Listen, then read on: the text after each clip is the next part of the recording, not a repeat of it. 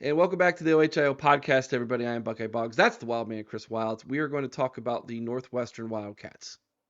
I know it's not the most exciting topic probably you were expecting to talk about, but Chris, we've held off on previewing the Wildcats for as long as we can because, quite frankly, there was so much turnover happening there that we just felt like this preview needed to wait a little bit. Yeah, this it may not be the most exciting preview we've got, but it may be one of the most interesting Exactly. Exactly. because there is, like as you mentioned, a whole lot going on over in Evanston right now. So before we dive into what's going on and how we think they will move forward, let's talk about what happened last year on the field. Yeah, So historically, Northwestern was 1-11 last year, 1-8 in the Big Ten. David Braun is in his first season. Does not say Patty Fitz there. Patty Fitz was the second longest tenured coach in the Big Ten before he was released this year. But he, in all honesty, didn't deserve really to come back if you just look at what was done on the field the past 2 years. Of course, Northwestern is located in Evanston, Illinois. They play at Ryan Field, which has a capacity of 47,130. The all-time record there at Northwestern is 548 wins to 697 losses, 44 ties. It's only a winning percentage of 442. They have been to 16 bowl games. They've won 6. They were 6-10, and somehow they have 8 conference championships. Now a lot of them were shared conference titles, but they were there. And Patty Fitz has 2 Western Division crowns as well when the Big Ten split into East and West. Last year, Vegas said they were a 3.5 win team.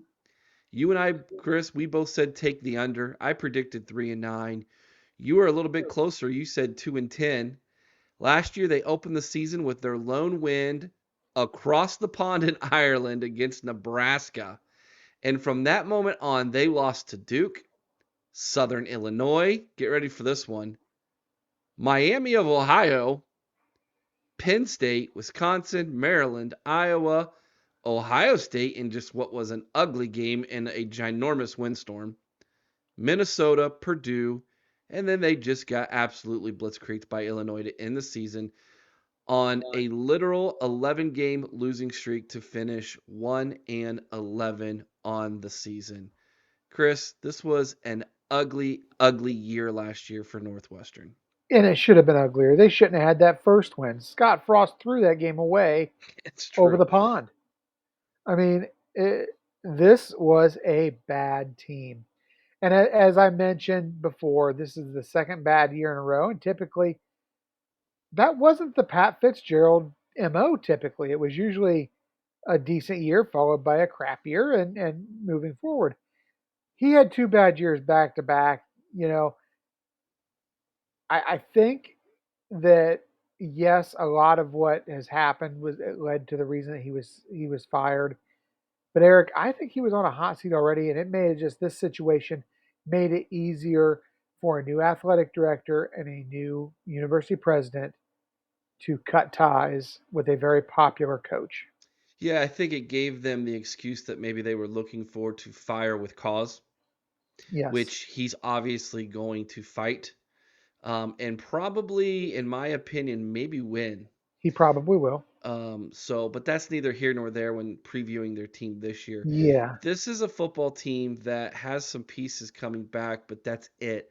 They're little pieces that flash, and that's all yeah. they've got. There's no substance there. There's no depth.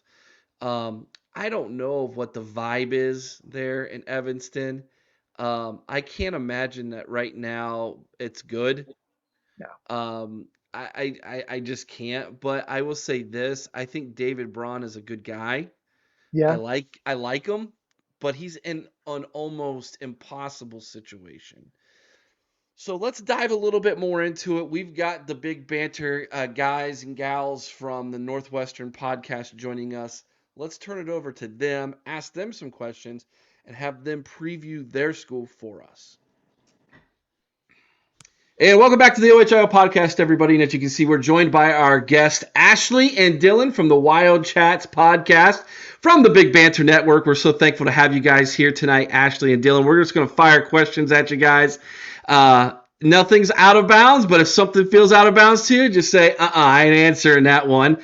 We know things are a little touchy up there in Evanston right now, so we don't want to offend you guys, but we need to know some things, man, about this team. The direction of Northwestern has completely changed with things, and there's a lot of question marks there. So we need to get some of those questions answered tonight, guys. So let's start here. Where is the fan base and student body at emotionally with everything that has gone on as we're about to kick the season off? Ashley, ladies first. I mean, I think a lot of students are really distraught by the actions that took place in the locker room. I mean, I know I am personally. It's really sad to see a locker room that allows that type of hazing, that allows those things to happen. I mean, I won't go into detail about what exactly happened because it was some pretty horrible stuff. So I think a lot of students are just really genuinely upset by what happened, which is very understandable. And I think, unfortunately, it's definitely lowered excitement about the season a little bit. There's been a lot of turmoil, there's a lot of questions. So I think it definitely was not good for the future of the season, and hopefully, and Northwestern has taken actions, and hopefully these kinds of things will never happen again.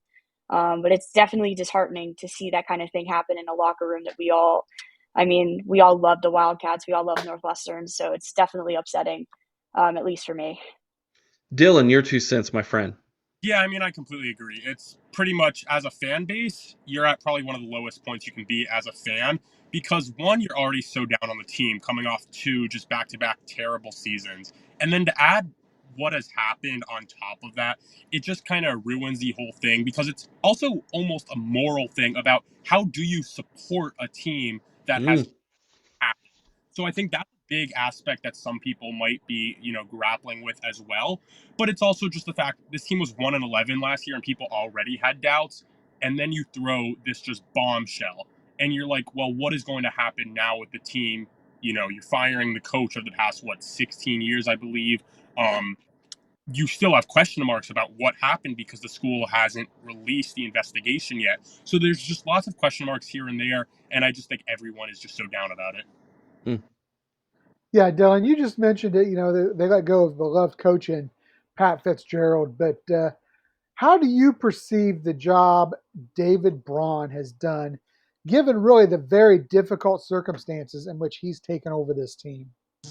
Yeah, I mean, it's hard to really know exactly what he's done, I think, without kind of being there in the locker room and seeing the way that, he's talking with some of the players. It's really the only thing we really have to kind of go off of it is what he's kind of said in interviews.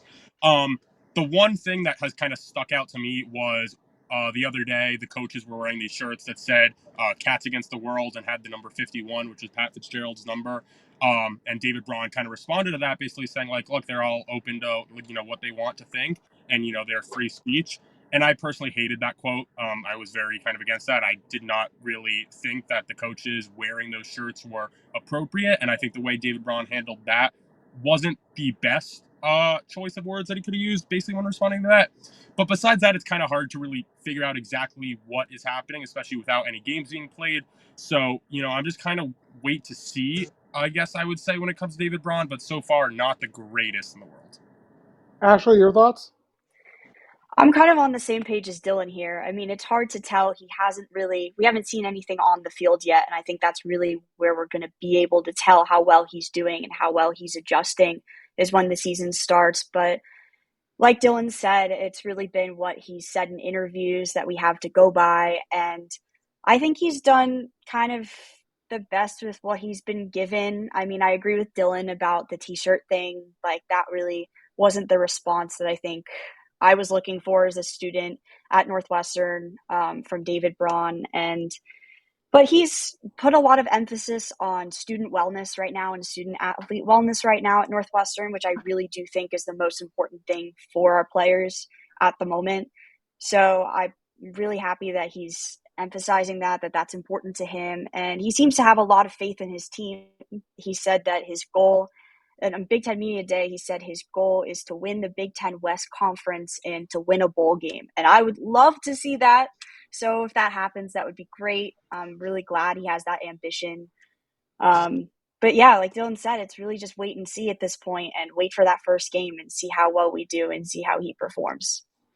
Actually, that's a really good lead into my next question. So, have expectations for the team changed at all given what has happened? And number two, have your expectations for this season changed? I mean, for me, I'll answer the second part first. For me personally, I think my expectations have unfortunately gone down a little bit. I was really convinced that at least 4-win season would be possible. I really thought we might be able to take some teams by storm, unlike what we did last year. But I think with all this turmoil off season, it's going to be really difficult. With the turnover of coaches, with the players' morale, hopefully that hasn't changed too much, but it's hard. It is, again, another wait and see game, but I think generally expectations have probably gone down a bit just because of everything that's happened. I mean, a month out from the season, which makes it even more difficult because there's so little time to adjust to everything that's changed. So mine personally have gone down. I think generally they've probably gone down as well, which I hate to say, but I fear that's the truth. Dylan, are you in the same boat as Ashley there on that question? Absolutely. I think I was probably one of the most down fans, before all of this happened. In my thinking, can we even get 2 wins this season? We just went 1 out of 11, and then you just lost. Crazy to think we lost a bunch of talent after going 1 out of 11. I really wasn't sure. And then we brought in some transfers that, made me think, okay, maybe we could maybe do something. But really, I was thinking like 3 wins kind of would be a good point to see. And then this happens, and you're like, well, what in the world's going to happen now?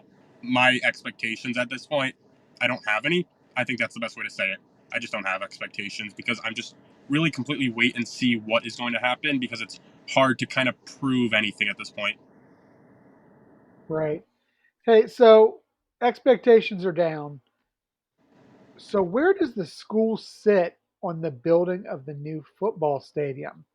I mean, is it still all systems go, or things come to a halt? I mean, that was a big thing going into this season was Northwestern was going to be getting that new, state of the art stadium. Is that still moving forward? Yeah, so I'm not completely sure the answer with it. I believe the plan originally was that this was going to be the last year at the old Ryan Field, and then we were going to take 2 years off, go play somewhere else, and then it'd hopefully be done by then. From what I believe is happening right now, is the school still wants everything to happen with it.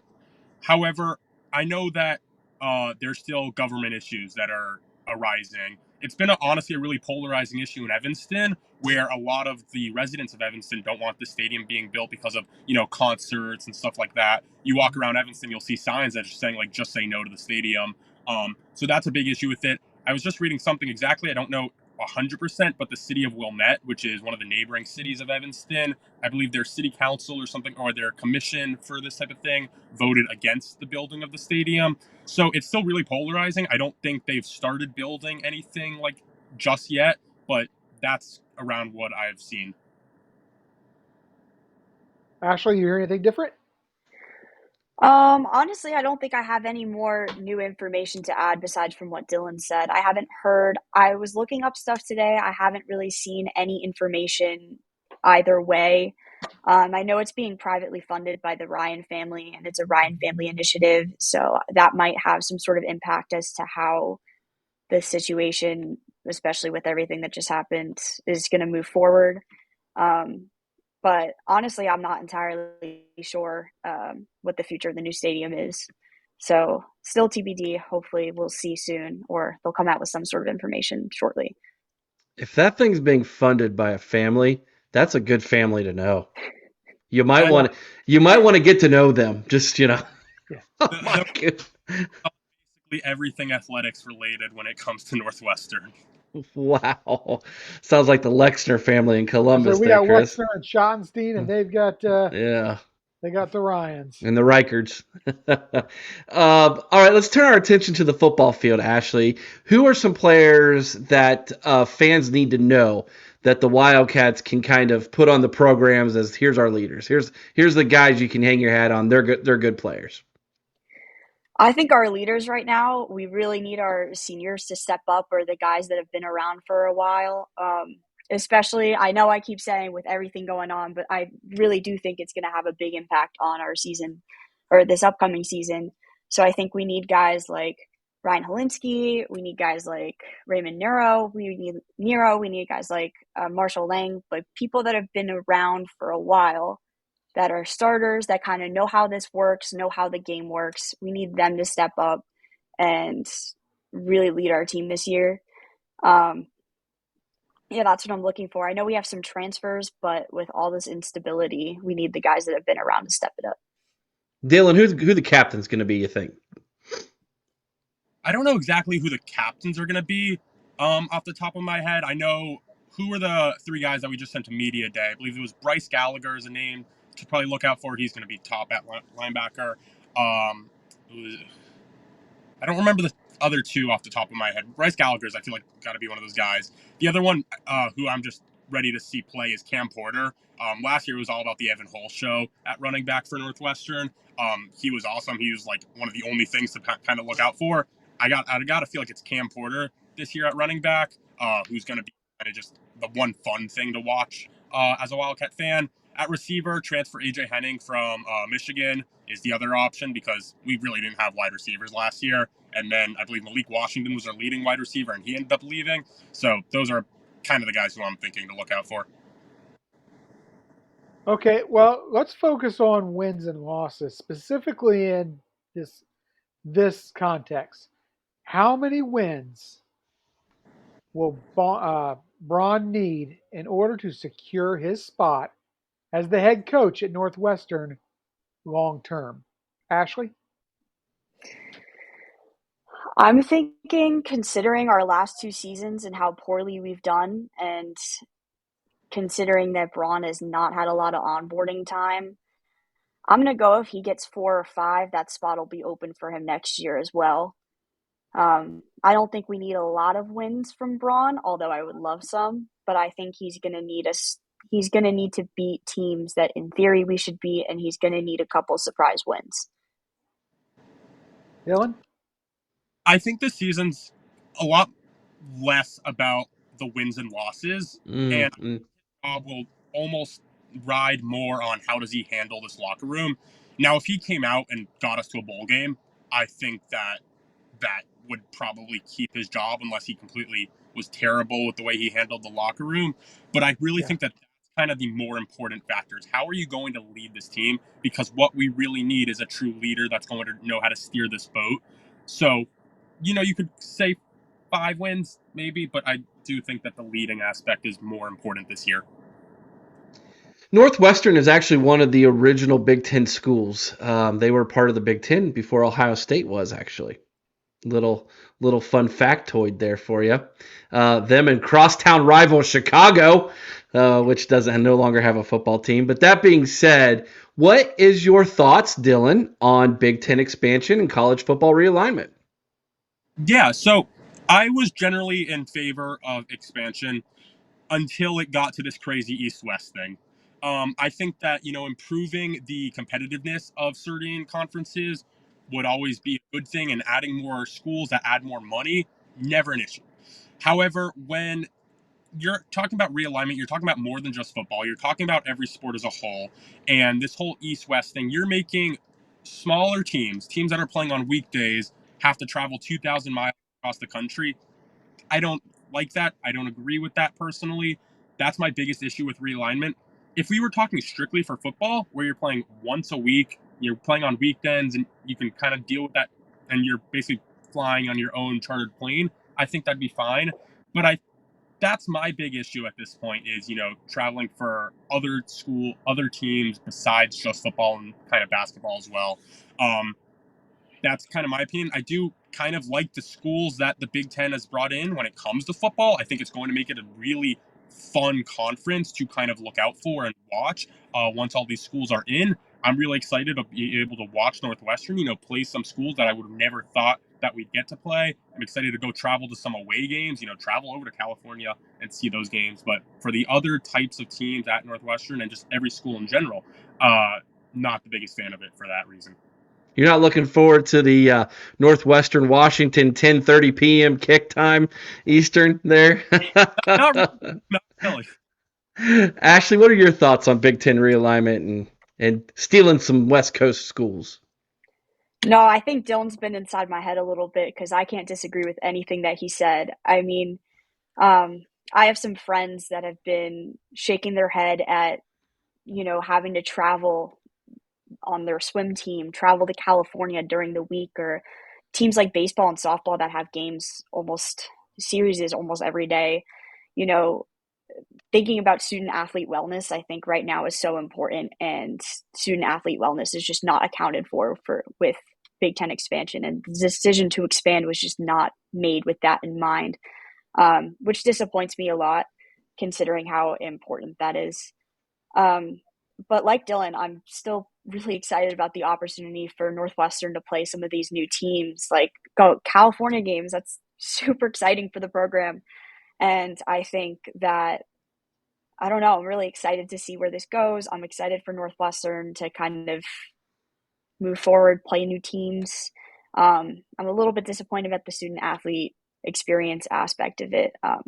But, I think there are pros and cons. So I'm excited to see where it goes. I'm excited to see how it plays out overall. Yeah, I think it's going to be kind of tough on those guys when you got to think that some of those guys are going to be playing long series, and it's going to be turned into road trips possibly, like you see with Major League Baseball. That being said, you know we're talking about the different Big Ten schools. Now, Ohio State, we've got a heated rivalry with that team up north. We don't even like to mention their names. Yeah, we won't even say their names. The M is not pronounced. So, which Big Ten school do you despise the most and why? And it's okay if you despise them as much as us. Go ahead, Ashley. Um, so for me, it's Illinois by far. I easily, um, me and some friends went to an Illinois away game away men's basketball game last year, and Northwestern led at the half. And by the end of the game, we had lost. We And blew it. let's just say, yeah, we blew a huge lead, and we were definitely proud of our lead in the beginning, and then very disappointed by the end. And we'll just say that they had to send up extra security and police to walk us out. So it's definitely Illinois. Dylan? Dill. Yeah. Also, a little context. I grew up a diehard University of Miami fan, so I kind of came into the Big Ten when I came to Northwestern with a distaste for like Ohio State and Nebraska because of that. There we go. There Now, it is. now being a Northwestern student, those aren't the schools that I hate as much. Um, it's got to be between Illinois or Wisconsin for me. I went to both of those schools for Northwestern basketball games last year, road trip to them. Wisconsin, I don't know why, just not a fan of it. There was this one 12-year-old kid that was chirping me the entire game, and I wasn't a fan of him. So that kind of ruined my image of Wisconsin. But I think I was at that Illinois game as well. Dealing with the Illinois fans after we had lost was just not a fun moment as a fan. A little bit scary, honestly, walking out of that arena. So I think I got to say Illinois for that reason as well. Well, I can happily say that Ohio State and Northwestern fans, at least my interactions with the Northwestern fans, have all been very cordial, very kind. Played you guys twice in Indianapolis for Big Ten championships, and the first time was before COVID, and got to meet a lot of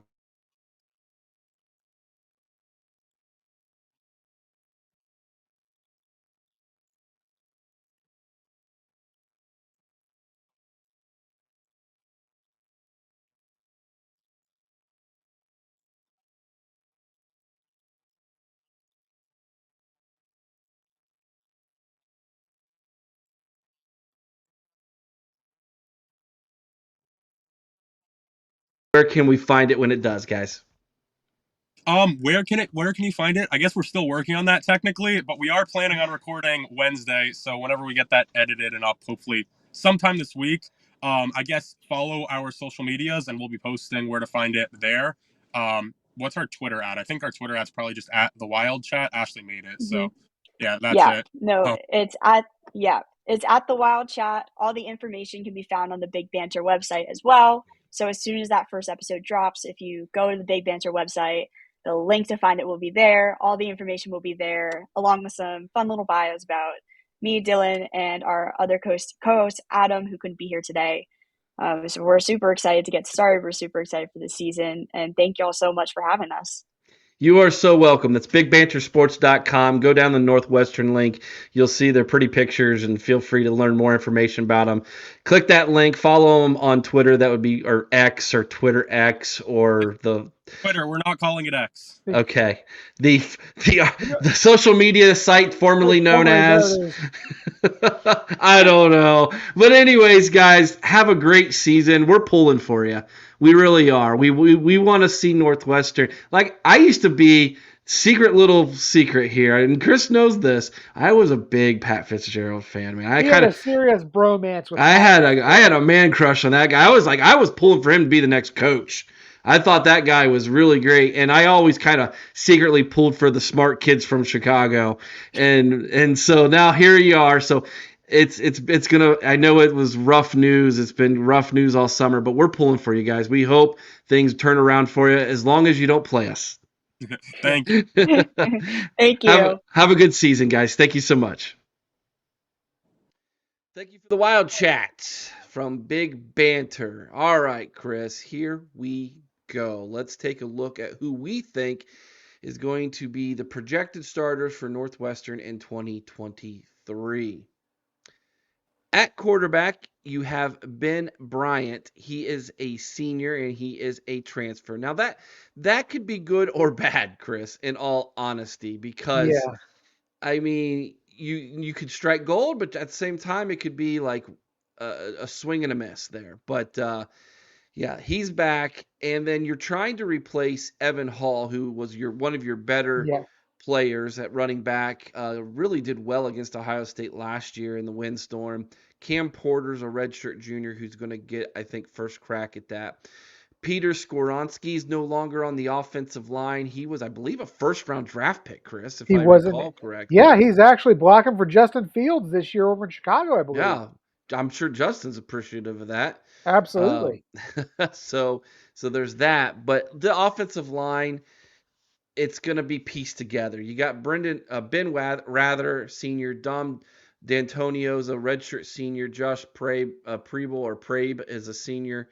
Then you got some young guys, Nick Herzog and Caleb Tiernan, both underclassmen on the offensive line. At tight end, Marshall Lang is a senior. Wide receiver, you got two senior transfers in Cam Johnson and a name that we should be familiar with, A.J. Henning, transferred out of Ann Arbor up to Evanston. He was a Chicago kid, so Yeah. going back home. And he's going to get a really nice education there. I mean, that degree is going to give him a lot of legs for the future. Bryce Kurtz is a redshirt senior. He's coming back. Those are your wide receivers. So, Chris, looking at that offense, what is your expectation this year for the Wildcats on the O? Pain. Uh, That's all I can uh, say is pain pain. for them? Yes. I hope that this young man, Ben Bryant, has got a pair of legs on him because he's going to need them. Uh, you know, we have some concerns in Columbus about putting together a makeshift line, and we're doing it with 4 and 5 star guys. True. These guys, I I just don't see them being able to stand up to your top defensive lines like you've got in Iowa and Illinois, Ohio State, Michigan. These defensive lines are going to, I think, destroy these young guys. Um, Henning, I mean, if Bryant has time, Henning is a good target. Yeah, Cam he's Johnson's good. solid. I'm He's not not gonna. great, but he's good. Yeah, He's and I think if Bryant can be serviceable, they can have a pedestrian offense if they can get any kind of a run game out of it. But I'll tell you what, you've got so much, and you lose a guy like Skoronski off the line. yeah. That's Not only was he heart and your soul best of your player, team. but he was Hmm. the heart and soul of your team. You follow that up with the fact that you've lost, you know, your leadership in the locker room, not only from the player standpoint, but from really the coaching standpoint. And nothing against David Braun, but you think Northwestern over the last 3 decades, and that's going back to time as a player. I mean, as well. You think Pat Fitzgerald, Yep. and I just think that this is a team, offensively specifically, but in general, that's got, I don't know, a long way to go. Yep. All right, let's take a look at the defensive side of the ball now, Chris. So there's a name on here who I like a lot, and I think he gives them a good chance as far as like having someone to maybe be first team Big Ten at the linebacker position. But let's start up front with Aiden Hubbard, a redshirt sophomore. Matt Lawson is a redshirt senior transfer. Najee Story is a redshirt sophomore, and Sean McLaughlin is a redshirt junior. And no longer there is one of the names that I could never pronounce and still will never be able to pronounce. Edotomua Adabawar. Yes. Good. You got it. I'm pretty sure I got it that time. You got it.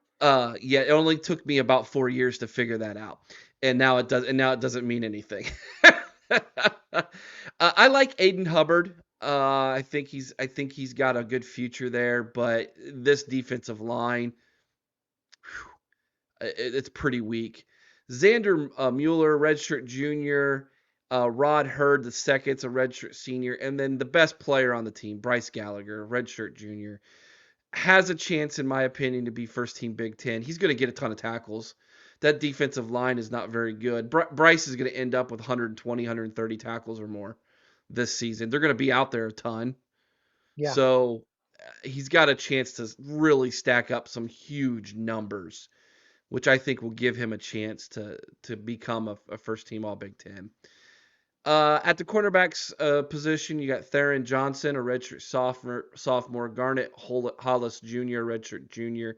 Cameron Mitchell's no longer there. He was also drafted. He was the fourth Wildcat off a team that won 2 games last year that got drafted to the NFL. How this team, 1 game, sorry, yes. How this team only won 1 game with those 4 guys, it's kind of mind-boggling. You got teams that won less games Maybe that that goes had to nobody get drafted. maybe that goes to the mindset of what was happening in Evanston at the time. Even It very well could have been. Safety, Jeremiah Lewis is a redshirt senior. Coco Azima, that's one of the better names in that's a the great Big name. Ten. Coco Azima, redshirt senior safety. At kicker, Jack Olson, he's a redshirt junior. And Luke Akers is a senior punter this year for the Wildcats. Chris, your thoughts on the Northwestern defense for 2023? That's a very busy linebacking crew. Oh, yeah. I think you'll have 200 or 100 tackle guys on there. I think you'll have Gallagher, as you mentioned, but I also think Xander Mueller's a 100 tackle guy this year as well. I think they're both tremendous talents. I do think Gallagher obviously is the better of the two, but you know what? I could see both these guys bringing down 100 tackles because they are going to have that many opportunities. All right, let's take a look at the 2023 season here, Chris. What to expect from the Wildcats this year? All right, we'll go down. Let's go down the schedule, and you tell me if you think they even have a chance to win. I don't want you to predict yes they'll win, just a chance. At Rutgers, No, home against UTEP, no. at Duke, I'm leaning towards no, but I'm going to say maybe. I think that's a solid no. I think Duke's going to be pretty good. I think Versus Duke, yeah. versus Minnesota, No, versus Penn State, no. at Howard. I'm going to reluctantly say yes to a possible win there. Okay. Is that truly at Howard? Are they going on the road to play Howard? Did I make a mistake there, or is that actually real? You got to be kidding me if that is. And I'll be honest, I don't care where it's at, Eric. You should win that game, right? No You matter what. should. Yeah. If not, you have no business at all being an FBS school. Yeah. That I'm almost there. Let me see here. Here we go. I can't imagine they would play at Howard. Yeah, that's at home. I made a mistake there. My apologies. Home against Howard. That should be a W. At Nebraska, No, no. Versus Maryland. definitely not. Versus Iowa, this one's at Wrigley Field. That's interesting. I no, At Wisconsin. not just no, but hell no. Versus Purdue. No, At Illinois. no. All right, so I see where you got your 1-11 from. Vegas said 3.5. I don't know if they're still at 3.5. That's where they were at the beginning of the season. I said 2 wins. I thought they would sneak in a second one somewhere. I'm probably closer to you now, Chris, since I'm making that prediction. I think the Howard game, and then maybe if you're lucky, I just don't. I don't know. I don't see it. I think the only other one you could possibly sneak in might be at Duke because I really think, we saw UTEP play some semi decent ball last year. Yeah, they're a fringe top 25 team. Yeah. All right, let's see what Brandon Jensen says to do. Of course, he also recorded this many weeks ago with us, so I have a feeling he's still going to be on the under. Brendan, what you got? So I'm Brandon Jensen, lead betting analyst at Big Banter Sports. Glad to be on the show. Yeah, I just don't see it. Northwestern 3.5. It's over at -110, under at -110. Total toss up. Pat Fitzgerald's gonna laugh in my face when I say this, but there's no way I see 4 wins. Ben Bryant comes in from UC. He's an average, not great, not horrible quarterback, but with the limitations academically that Northwestern has in bringing in recruits and talent from the transfer portal, I don't see enough done to flip the script and get to 4 wins, get to 6 wins. But hey, if anyone can do it, Pat Fitzgerald is that guy because for some reason he decides he's going to go 9-3, win the Big Ten West when he's supposed to go 3-10. All right, Chris, your final thoughts on the 2023 Northwestern Wildcats. Let me ask you this. Yes. How many wins does it take for him to keep that job? I don't know that he can. I really don't. And I don't know that he should want to. This is a program that's in a lot of trouble, Eric. I think that this program needs someone dynamic who's got the ability to come in and turn a program around. This is worse than when Luke Fickell took over with a departing Tressel. It really is. This is a much worse situation. Oh, yeah. Right now, David Braun is in a no-win situation. And I feel bad for him that this is where he's beginning really this head coaching career, so to speak. Yeah. I mean, as we record this on August 13th, you and I, this portion of the preview, the coaching staff was wearing T-shirts in support of Pat Fitzgerald, the assistant coaches. yeah, This thing is ugly. It no doubt is sucking the life out of the program. this team needs I'm gonna say this team needs an Urban Meyer. This team needs a coach who can come in and immediately change a culture. It's Northwestern. That coach isn't out there for them. Not with a Division I reputation like that. Maybe they can go out and get a Division III coach who has a sterling reputation, but Division III and Division I are completely different things. Yeah, it's going to be very. they've got to go out and find their Jim Tressel is what they need to do, Eric. If he gets 3 wins with that roster, he should with that keep schedule, the job. He should earn the job moving forward. The first thing he should do is fire all those assistants wearing the Pat Fitzgerald coaches. Plus, if he gets 3 wins in one season, that equals the total wins that Pat Fitzgerald got in the last 2 years. Yeah. With NFL talent on the field, Eric. You just talked about it. With NFL talent on the field. Four guys drafted. Yeah. So Ohio State only had 7? Yeah. So only 3 more? Now, granted, we have more playing that are back, obviously, and I think they've got 1, maybe 2 at the most on that roster right now. But still, I mean, I'm surprised there wasn't a max transfer after what rolled out anyhow. There was a little bit. There were a few younger guys. Seriously, I could have saw the entire team transfer. Right. Yeah. All I know, Eric, is I feel very sorry for the fans of Northwestern for this next season. And and a lot of them I've interacted with. We've gotten to interact with them because of the Big Ten championship game. Those are great fans. They really are. Those are good people. They love their university. They don't have super outrageous expectations. They were happy to be there. They played us really well for three Yeah, quarters in that they game, did. 3.5 quarters.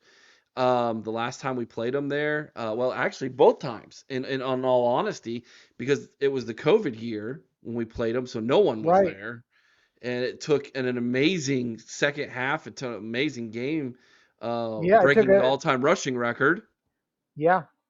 for us to beat them. You think about So that. If Trey Sermon's not there, Eric, it's very likely that Northwestern wins the Big Ten that year. yeah, and we had Justin Fields, Yeah.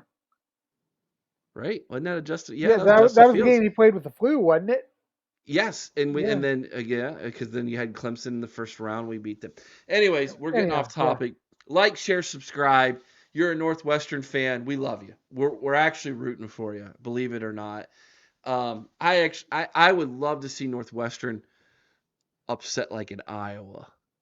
Could you imagine at I, Wrigley Field? That would you, be incredible. you That would know, make that would you at that point you almost were like, well, we found our coach. yeah. Let's see him get So 6 wins, Eric. Let's see him no go bowl in the way. first year. No way. No way. Like, share, subscribe. Leave your comments about what we think down in the comments section. We'd love to hear from you. Ring the bell. Get notified every time we record or go live, which is every Sunday night at 8 p.m. Eastern. Make sure you join us. We'd love to have you. Even if you're a Wildcat fan, come on in. Troll us a little bit if you like. We love all of you guys. Until next time, Chris. OH. Oh. Go Bucks.